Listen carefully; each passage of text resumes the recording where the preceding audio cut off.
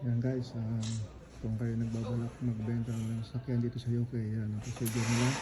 Check nila yung bin chassis nyo. And of course, kung match ang bin chassis ito, and the one inside, it's legit. Because they said they can make fake on that one as well, the one inside the door. So you have to make it sure that everything is same. That's what they're checking now. So at least you have an idea how you sell your car.